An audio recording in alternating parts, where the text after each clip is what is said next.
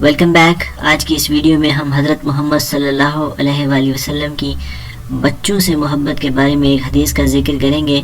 اس کو آپ حدیث آف دا ڈے کے طور پر اپنی اسکول اسمبلی میں بھی یوز کر سکتے ہیں۔